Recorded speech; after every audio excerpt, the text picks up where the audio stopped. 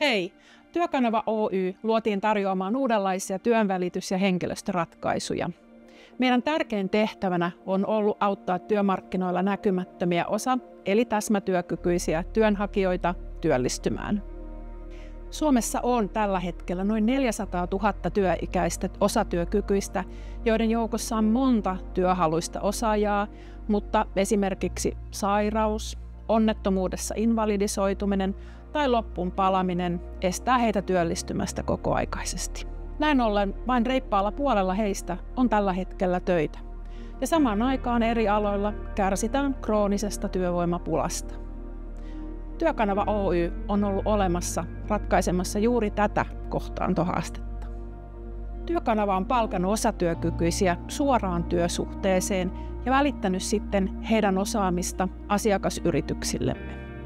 Ja tavoitteenahan meillä on ollut löytää jokaiselle se pysyvä työllistyminen. Tarvittaessa me ollaan muokattu sitä työtä yhdessä meidän kumppaniyritysten kanssa ja autettu meidän työntekijöitä onnistumaan työarjessa.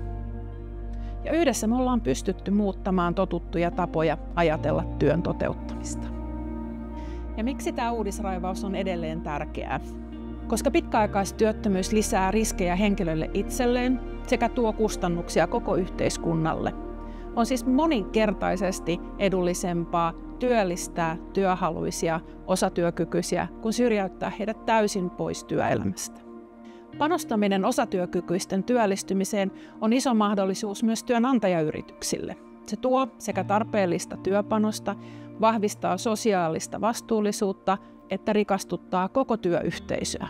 Ja vaikka Työkanava Oy nyt lopettaa toimintansa nykymuodossaan, ei haaste osatyökykyisten työllistämiseksi lopu. Tarvitsemme edelleen keinoja kestävämmän työelämän rakentamiseen.